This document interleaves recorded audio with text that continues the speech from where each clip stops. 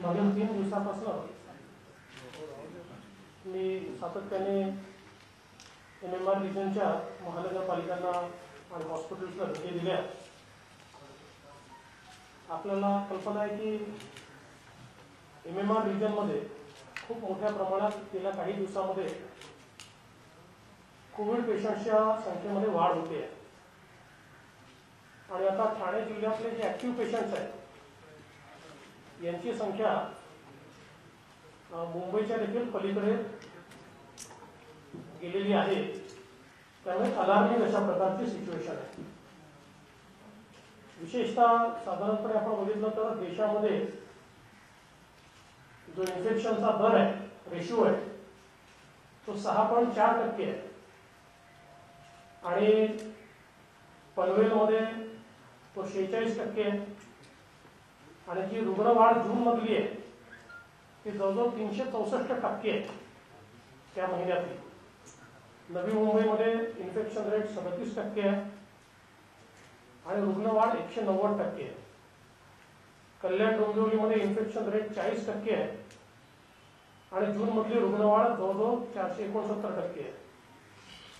उल्हासनगरमध्ये देखील जवळजवळ 38% रेट ऑफ इन्फेक्शन आहे आणि प्रचंड मोठी रुग्णवाढ देखील आहे।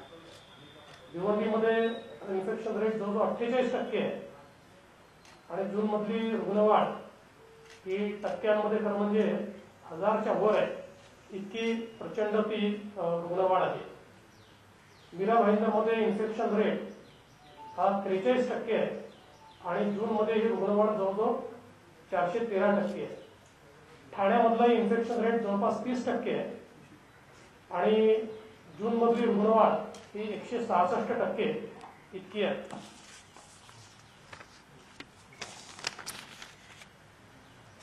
यासोबत एकूणच आपण जर बघितलं तर चाचण्यांची जी संख्या आहे ही खूप कमी चाचण्यांची संख्या या ठिकाणी आपल्याला पाहायला मिळते।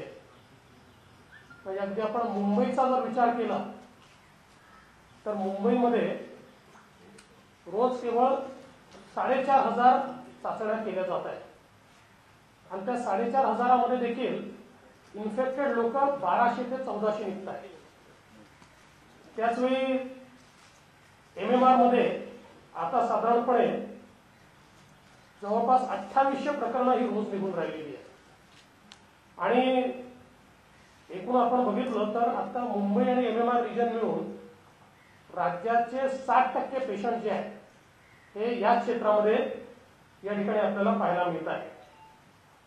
मृत्यू संख्येचा जर विचार केला आपण तर राज्यामध्ये एकूण मृत्यू जे आहेत ते 8671 आहेत। यातले एकट्या मुंबईमध्ये 4830 आहेत आणि MMR रिजनमध्ये 1482 मृत्यू झाले आहेत। म्हणजे मुंबई आणि MMR रिजन मिळून राज्यातले 73% मृत्यू हे एवढ्याच आपल्या मुंबई आणि MMR रिजनमध्ये या ठिकाणी झालेले आहेत। आता मुंबईतले ऍक्टिव्ह रुग्ण जवळजवळ 24000 25000 पर्यंत आहेत आणि ठाण्यातले 27 म्हणजे ठाणे जिल्हा म्हणतोय मी, MMR रिजन या महानगरपालिका क्षेत्र हा जवळजवळ 26000 पर्यंत हे पोहोचले आहेत। या संपूर्ण दौऱ्यामध्ये काही गोष्टी लक्षात आल्या। पहिली गोष्ट, एकूण संपूर्ण यंत्रणांचा समन्वय जो आहे हा कुठेही दिसत नाहीये। राज्य सरकार असेल, महापालिका प्रशासन असेल, आरोग्य विभाग असेल, यात समन्वयाची मोठी कमतरता आहे। टेस्टिंग हे अतिशय अपूर्ण होत आहे आणि सगळ्यात प्रॉब्लेमॅटिक काही असेल तर टेस्टिंगचे जे रिपोर्ट्स आहेत हे रिपोर्ट्स कुठे 3 दिवसांनी मिळत आहेत, कुठे 2 दिवसांनी मिळत आहेत, कुठे 4 दिवसांनी मिळत आहेत आणि त्यामुळे सिम्प्टोमॅटिक पेशंट्सची फार अडचण त्यामुळे होते आहे। कारण रिपोर्ट जोपर्यंत येत नाही तोपर्यंत सिम्प्टोमॅटिक पेशंटला ऍडमिट करून द्यायला हॉस्पिटल्स तयार होत नाही आणि त्या दरम्यान जर अधिक उशीर झाला तर सिम्पटम्स वाढून असा पेशंट क्रिटिकल होतोय आणि म्हणून एकीकडे टेस्टिंगची व्यवस्था ही 2 पट 3 पटीने वाढवण्याची आवश्यकता आहे आणि त्याच वेळी हे जे काही रिपोर्ट्स आहेत हे कुठल्याही परिस्थितीमध्ये 24 तासाच्या आत हे रिपोर्ट्स आले पाहिजेत. आणि मला असं वाटतं की ICMRने ज्यावेळेस ते सर्टिफाय करून कळवतात त्याची वाट न पाहता सिम्प्टोमॅटिक पेशंटला कोविड पेशंट समजून त्याची ट्रीटमेंट सुरू केली पाहिजे. आणि ज्यावेळी त्याचा रिपोर्ट येईल आणि तो रिपोर्ट जर पॉझिटिव्ह आला तर ती ट्रीटमेंट त्या प्रकारे कंटिन्यू होईल. तो पॉझिटिव्ह आला नाही तर जी काही नॉर्मल ट्रीटमेंट आहे ती त्याला मिळेल. पण याने आपण मृत्यूचं प्रमाण हे कमी करू शकू. आज जे काही मृत्यूचं प्रमाण वाढण्याचे कारणं जी आहेत त्यातलं एक अजून कारण आहे की इनफ टेस्टिंग नसल्यामुळे आज आपण बघितलं असेल तर मोठ्या प्रमाणात नॉन इन्स्टिट्यूशनल मृत्यू आहे. नॉन इन्स्टिट्यूशनल मृत्यू जे आहेत या दोन प्रकारच्या ज्यांची टेस्ट झाली आहे आणि ज्यांची टेस्ट झालेली नाही. आज जो काही मृत्यूचा दर आपल्याला जून महिन्याचा आहे तो जर आपण बघितला तर आपल्या लक्षात येईल बऱ्याच ठिकाणी तो 25% जास्त आहे.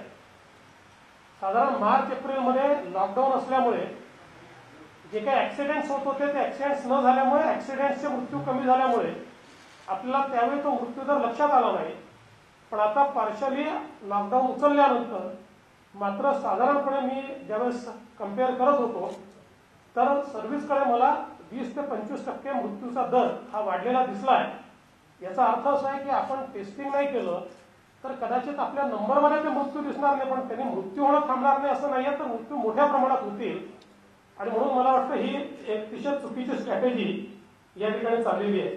यासोबत अजून काही गोष्टी लक्षात आल्या. खरं म्हणजे चष्मा लागला आणि चष्मा न लावता वाचल्यामुळे प्रॉब्लेम होतोय.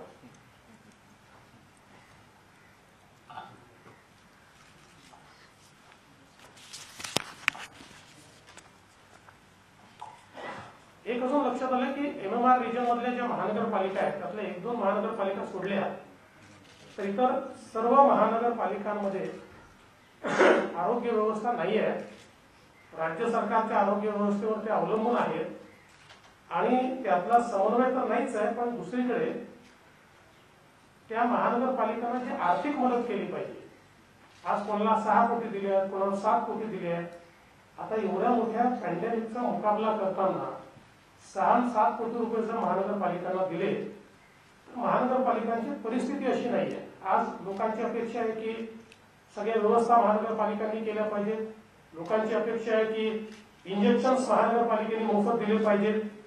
पण या सगळ्या गोष्टींच्या खरेदी करता महानगरपालिकांकडे कुठेही पैसा या ठिकाणी आपल्याला दिसत नाही.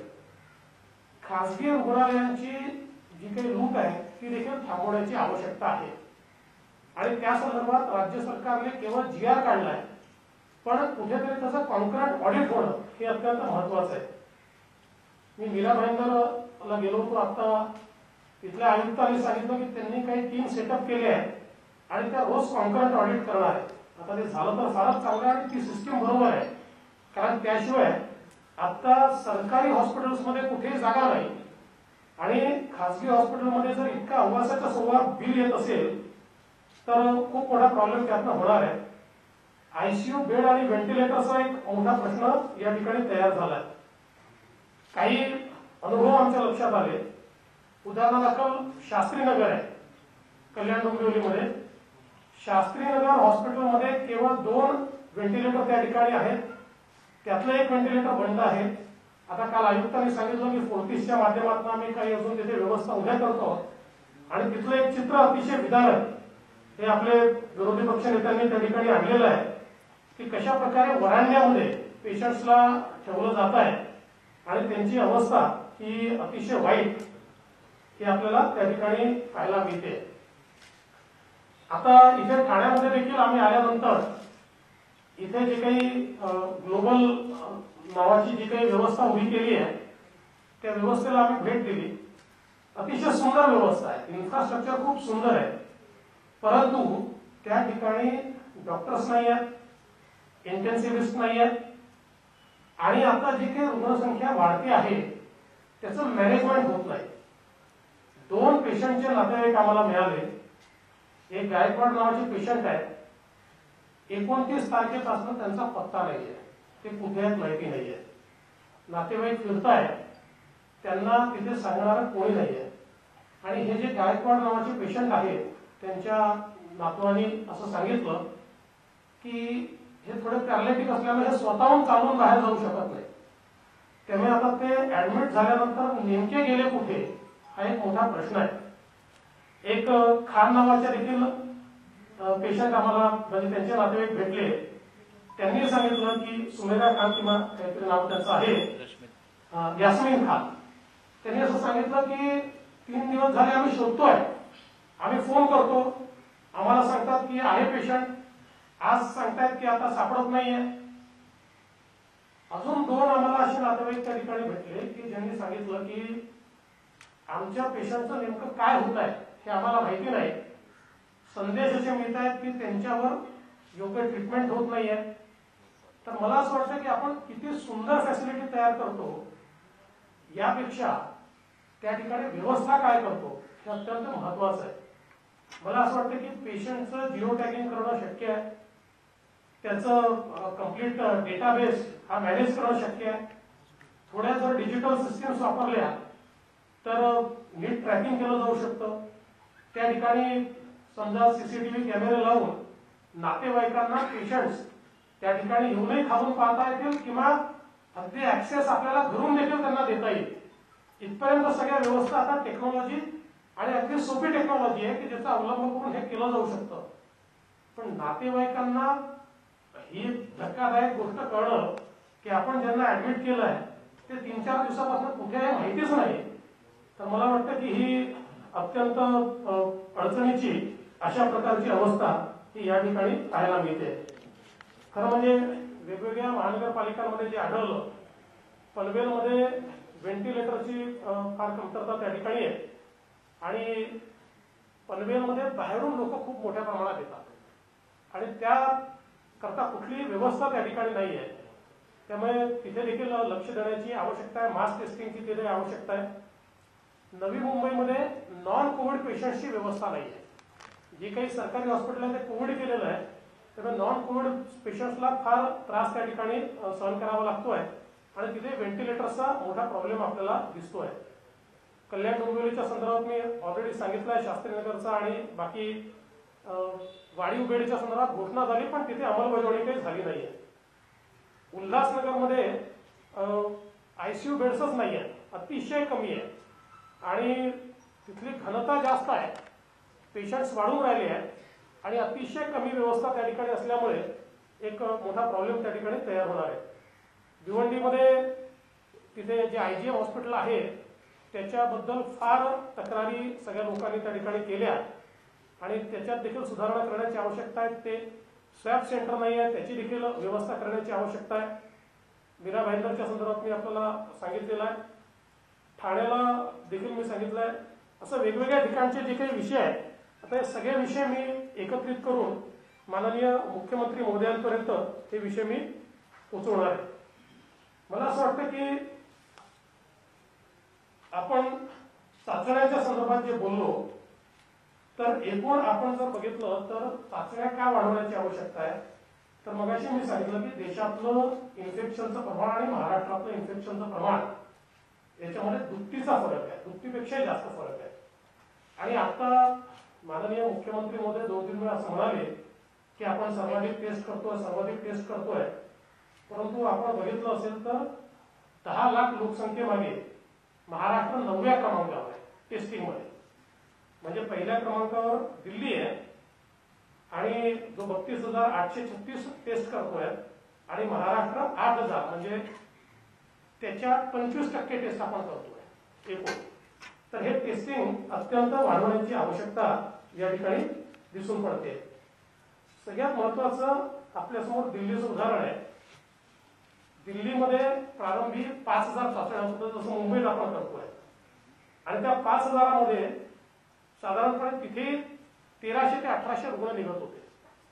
आता चाचण्या त्यांनी वाढवल्या आणि जवळजवळ आता चाचण्या तिथल्या दररोजच्या या 24,000पासून 30,000पर्यंत गेल्या आणि तेवढ्या चाचण्या वाढवल्यानंतर देखील जे काही रुग्ण सापडण्याचा दर आहे तो 2,400-2,800 पर्यंत गेलेला आहे.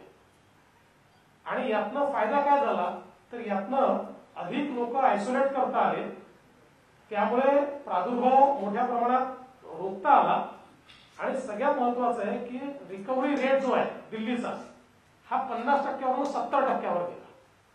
आणि म्हणून मला असं वाटतं की आपल्याकडे कमी चाचण्या करून कमी रुग्णसंख्या दाखवण्याचा जो प्रकार मुंबईमध्ये चाललेला आहे आणि इतर एमएमआर रिजनमध्ये चाललेला आहे हा काउंटर प्रोडक्टिव्ह आहे. आपण कागदावर कदाचित हे क्लेम करू शकू की बघा आमच्या इथे फार रुग्ण वाढत नाहीये, पण कुठेही रेट ऑफ इन्फेक्शन कमीच होत नाहीये आणि मग ज्यांचं टेस्टिंग आपण करणार नाही अशा लोकांचा जीव हा पूर्णपणे धोक्यात टाकण्याचं काम हे आपण या ठिकाणी करतोय. आणि म्हणून माझी कळकळीची विनंती ही राज्य सरकारला असणार आहे की राज्य सरकारने मोठ्या प्रमाणात टेस्टिंग जे आहे ते वाढवलं पाहिजे आणि टेस्टचे रिपोर्ट जे आहेत, बरं आपल्याकडे कॅपॅसिटी नाही आहे का तर टेस्टिंग कॅपॅसिटी ही मोठ्या प्रमाणात आहे. कदाचित देशात सर्वात जास्त टेस्टिंग कॅपॅसिटी ही मुंबई आणि महाराष्ट्राकडे, पण त्याचं युटिलायझेशन आपण करत नाहीये.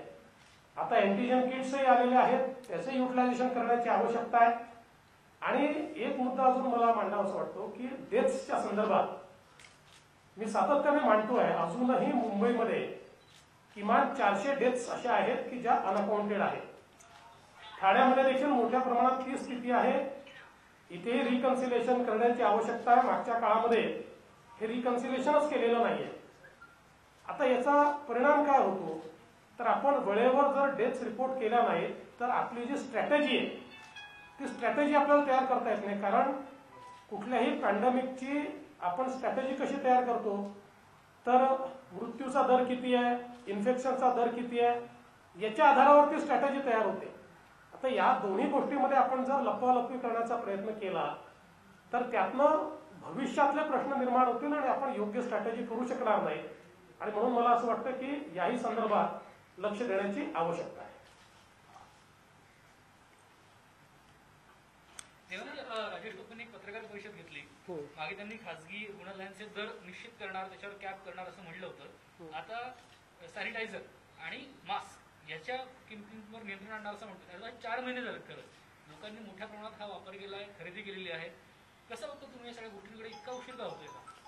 नाही, मला असं वाटतं की खरं म्हणजे अगदी सुरुवातीला ज्यावेळी सगळ्या गोष्टींचं प्रोडक्शन कमी होतं त्यावेळी त्याच्यामध्ये थोडं मिसमॅनेजमेंट अपेक्षित आहे कारण प्रोडक्शन कमी आहे. पण आता भरपूर प्रोडक्शन होत असताना, सगळ्या व्यवस्था होत असताना याच्यामध्ये इतके वाढीव दर आणि पाहिजे त्या दराने त्याची खरेदी हे अतिशय चुकीचं आहे.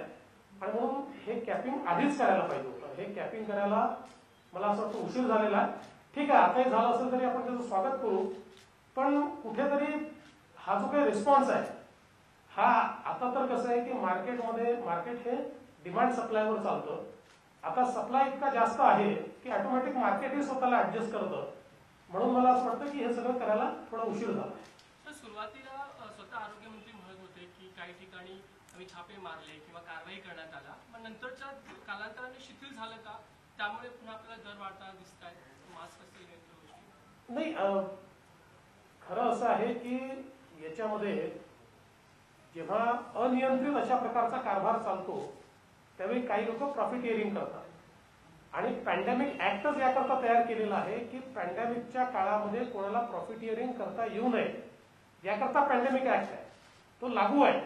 तो लागू असताना त्याच्या संदर्भातले जे काही नोटिफिकेशन्स आहेत हे सरकारने वेळेत काढणं आवश्यक आहे, पण ते काढलेले दिसत नाही. राजकीय गोंधळ दिसतो आहे प्रशासनाच्या पातळीवर सुद्धा. काल आपण बघितलं डीसीपींच्या बदल्या झाल्या, पहिले बदल्या करण्यात आल्या, 3 दिवसानंतर मुख्यमंत्री काढल्या, पुन्हा सीपी मुख्यमंत्र्यांना जाऊन भेटतात आणि पुन्हा सांगण्यात येतं की आमच्यात कुठलाही वाद नाहीये. कसं बघतो तुम्ही या सगळ्या गोष्टींकडे? बघा, साधारणपणे माझा जो अनुभव आहे प्रत्येक सीपीकडे एस्टॅब्लिशमेंट बोर्ड असतं. इंटरनल बदल्या करण्याचे अधिकार त्या एस्टॅब्लिशमेंट बोर्डाला असतात. सीपी त्याचे प्रमुख असतात आणि अशा अंतर्गत बदल्या करत असताना एक अलिखित नियम आहे की या संदर्भात सीपी जे असतात ते होम मिनिस्टरशी चर्चा करतात आणि त्या चर्चेअंती अशा प्रकारच्या बदल्या होत असतात. आणि जेव्हा होम मिनिस्टर आणि सीएम वेगळे असतात त्यावेळी होम मिनिस्टरनी हे सीएमला ब्रीफ करायचं असतं आणि मग त्या बदल्या होत असतात.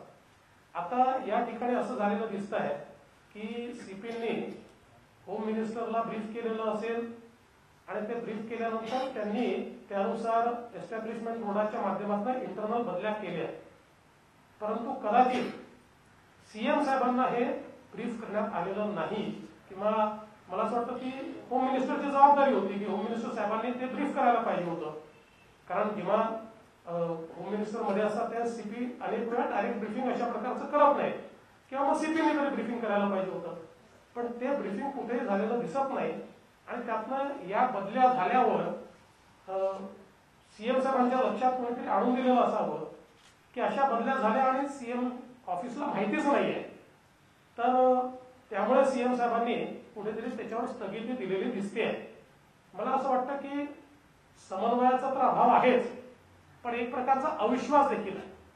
म्हणजे या ठिकाणी जे काही प्रशासन चाललेलं आहे त्याच्यामध्ये मिनिस्टर जे असतात त्या मिनिस्टरला मुख्यमंत्र्यांचा विश्वासात ते असतात म्हणून ते मिनिस्टर असतात असा नियम आहे. परंतु आता ज्या प्रकारची परिस्थिती झाली आहे यातनं केवळ गोंधळ दिसतोय. मला असं वाटतं की अशा प्रकारच्या पॅन्डेमिकच्या परिस्थितीमध्ये असा गोंधळ योग्य नाहीये. अधिक समन्वय घडवला पाहिजे आणि नियमात विश्वासात घेऊन अशा प्रकारचं काम झालं पाहिजे असं माझं मत. सर 2 किलोमीटरचा जेव्हा निर्णय झाला त्यावेळेस देखील असाच गोंधळ झालेला होता. 2 किलोमीटरचा जेव्हा निर्णय झाला त्यावेळेस देखील गृहमंत्री म्हणाले की आम्हाला माहिती नाही या गोष्टी. कुरघोडीचं राजकारण होतोय का या महाविकास आघाडीमध्ये? खरं म्हणजे एक प्रकारे आता जे मी सातत्याने सांगत होतो की पक्षांमध्ये समन्वय नाही, मंत्र्यांमध्ये समन्वय नाही, मंत्रिमंडळ आणि मुख्यमंत्र्यांमध्ये समन्वय नाही आणि निर्णय ज्याला ज्यावेळी जो वाटेल तो निर्णय होतो. कधी मंत्री घोषित करतात निर्णय, कधी सचिव घोषित करतात निर्णय, कधी अधिकारी घोषित करतात निर्णय, कधी मुख्यमंत्री घोषित करतात निर्णय.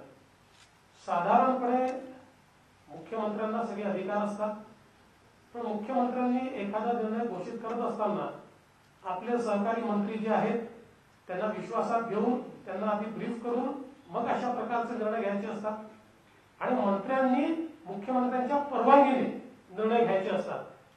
पण इथे असं आहे की प्रत्येक जण जणू काही मीच प्रमुख आहे म्हणजे राजा शब्द योग्य नाही पण मीच राजा आहे अशा आविर्भावामध्ये निर्णय घेतले जातात आणि मग एकाने निर्णय घेतला की दुसरा त्याच्यावर एक तर रिएक्शन देतो किंवा तो निर्णय बदलवण्याचा प्रयत्न करतो. ही जरा मला असं वाटतं की समन्वयाचा तर अभाव आहेच पण अविश्वासाचं वातावरण आहे आणि काही प्रमाणात तुम्ही म्हणता तशी कुरघोडीचं देखील हे राजकारण आहे. मराठा आरक्षण संदर्भात जी काही सुनावणी सुरू आहे त्यावर राज्य सरकार पुरेसं सहकार्य देते किंवा त्या ठिकाणी तयारी करत नाही अशा पद्धतीचा एक आरोप होतो. याबद्दल आपलं काय म्हणणं आहे? आणि सारथी संस्थेबाबत दुर्लक्ष केलं जात आहे म्हणजे वडेट्टीवार यांच्यावरच आरोप केले गेलेले तेव्हा प्रत्यक्षपणे ते ओबीसी नेता आहेत म्हणून अशा पद्धतीचे आरोप होतात त्यांच्यावर. काय म्हणतात की त्यांनी पत्रकार परिषद घेतली मराठा मोर्चाच्या ते तुमची टोळकी आहे असं वडेट्टीवार म्हणाले. पहिली गोष्ट तर अशी आहे की मराठा आरक्षण हा विषय राजकारणाच्या पलीकडचा विषय आहे आणि आम्ही ज्यावेळेस मराठा आरक्षणाचं बिल आणलं त्यानंतर केस झाली सर्व पक्षाच्या लोकांना एकत्रित करून सर्वांना ब्रीफिंग करून सर्वांची मदत घेऊन त्या ठिकाणी हे सगळं काम केलं. आता सुप्रीम कोर्टमध्ये केस आहे आणि अत्यंत महत्वाच्या स्टेजवर ही केस आहे.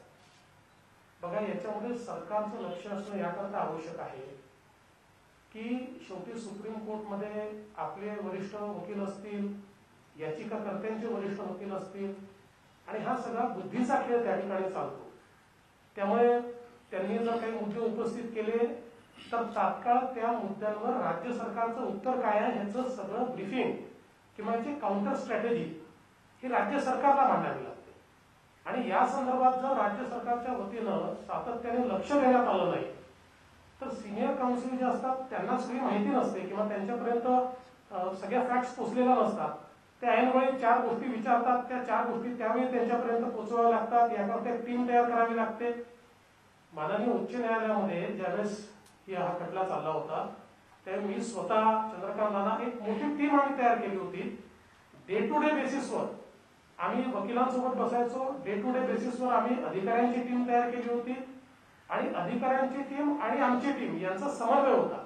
त्यामुळे कुठलीही गोष्ट अगदी ऐनवेळी ज्यावेळेस हिअरिंग चालू होतं त्यावेळेस 2-3 अतिशय महत्वाचे पॉईंट्स उभे राहिले की ज्याच्यावर सिनियर काउन्सिलने विचारलं की आम्हाला 15 मिनिटात तुमचं ओपिनियन सांगा किंवा त्याची माहिती द्या. आम्ही इतकं तयारीत होतो की आम्ही 15 मिनिटांमध्ये ते सगळं ओपिनियन किंवा ती माहिती पोहोचवली. आज मला असं वाटतं की राज्य सरकारने देखील याकडे अधिक लक्ष देण्याची आवश्यकता आहे. आता याच्यामध्ये आम्ही देखील प्रयत्न करतो. आता जुने जे याचिकाकर्ते आहेत विनोद पाटील त्यांच्याशी देखील मी चर्चा केली. मी त्यांनाही सांगितलं की म्हटलं काही आमची मदतीची आवश्यकता असेल तर आम्ही त्या ठिकाणी निश्चितपणे मदत करू किंवा काही चांगले वकील तुम्हाला आवश्यक असतील तर त्यातही आम्ही मदत करू. त्यांनी सांगितलं आम्ही चांगले वकील त्या ठिकाणी लावलेले आहेत. कारण सरकार तर आपला वकील लावू शकतं पण जे लोक मराठा समाजातले वेगवेगळे लोक डिपेंड करतायत त्यांना देखील त्या ठिकाणी मदतीची आवश्यकता असेल तर ते देखील करायचा आम्ही प्रयत्न केला आहे.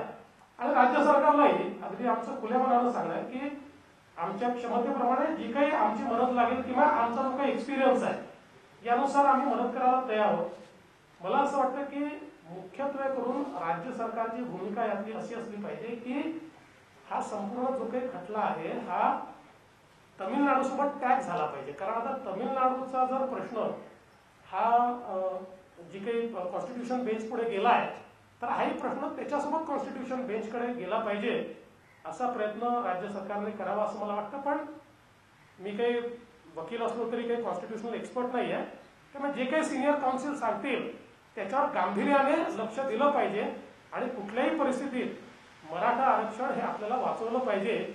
या संदर्भात मला असं वाटतं राज्य सरकारने अधिक सजग होण्याची आवश्यकता आहे. सारथी संस्था आणि वडेट्टीवार यांच्यावरती आरोप नाही असं आहे की पहिल्यांदा तर सारथी संस्था ही केवळ आमच्या काळात तयार झाली म्हणून ती बंद करायची आणि ती खिळखिळी करायची अशा प्रकारचा प्रयत्न या ठिकाणी चाललेला आहे. हे योग्य नाहीये. सरकार येतात सरकार जातात सरकार जातात पण संस्था ज्या असतात त्या संस्था आपण वाढवल्या पाहिजेत. त्या अधिक सक्षम केल्या पाहिजेत.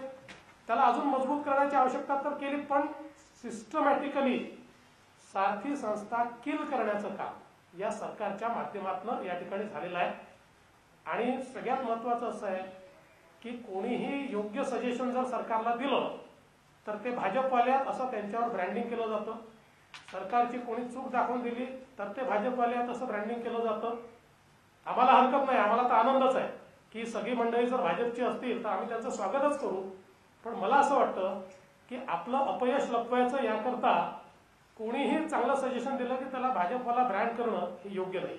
सर प्रश्न आहेत. एक म्हणजे संजय राऊत यांनी असं हे झालं की तुमच्याकडे सर संजय राऊत यांनी असं विधान केलेलं आहे काल की सरकार पाडण्याचा प्रयत्न केला जातोय ऑक्टोबरपर्यंत त्यासाठीचे अनेक हालचाली केल्या जातात. याच्यावर तुमचं म्हणणं काय? दुसरा प्रश्न लोकलच्या संदर्भात जे सध्या गोंधळ सुरू आहे अनेक लोकलमध्ये सध्या गर्दी होते आहे त्यासाठी टायमिंग जे आहेत सरकारी कारणाने ते बदलण्याचा जो विषय आहे तो तुमच्या वेळेपासून अजूनही सुरू होता तो अजूनही बदलला गेलेला नाहीये.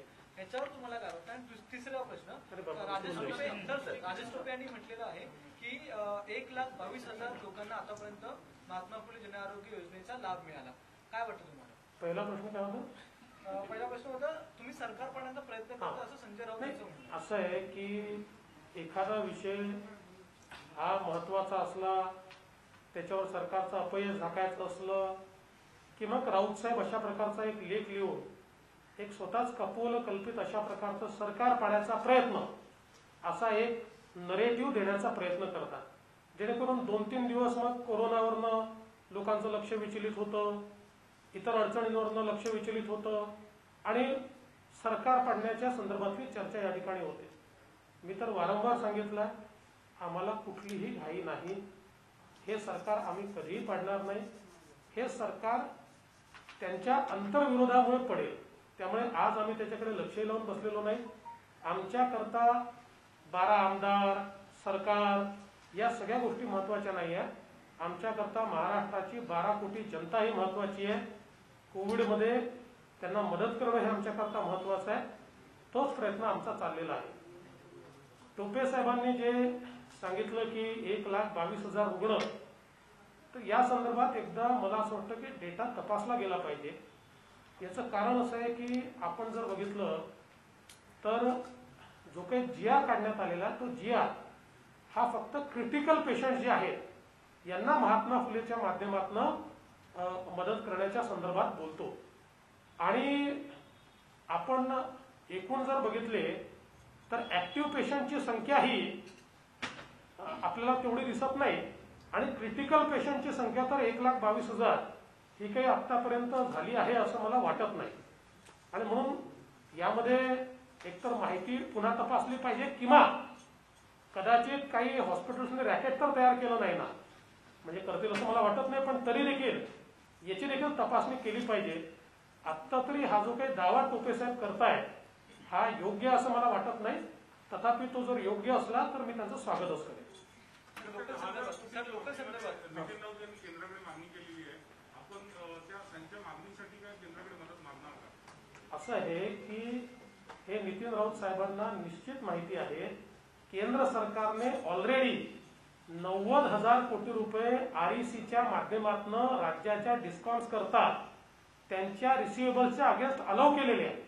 महाराष्ट्राला त्यात 10% हिस्सा म्हणजे 9,000 कोटी रुपये मिळू शकतात.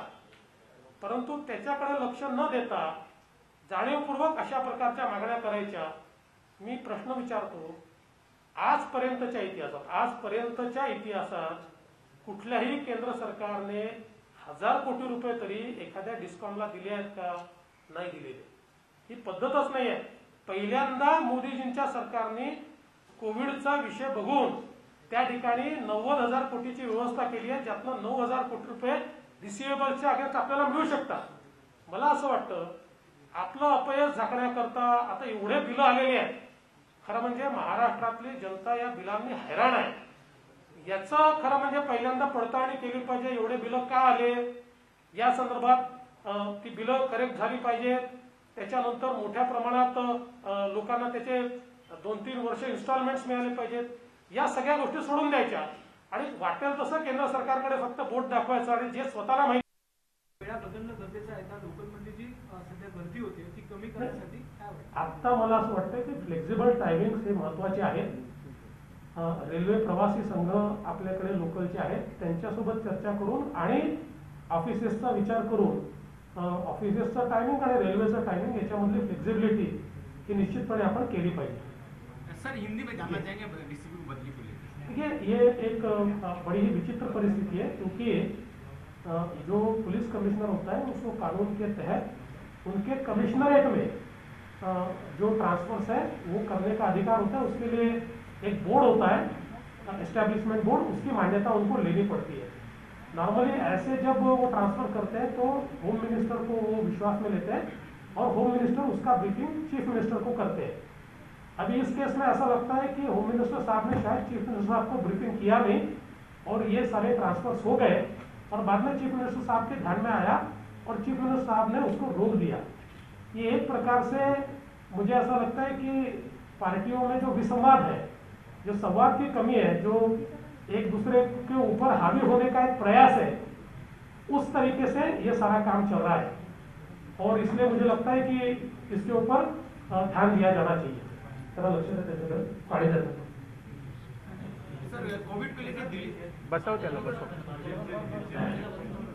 ठीक आहे आपण संपतो त्याला. लॉकडाऊन हा पर्याय का?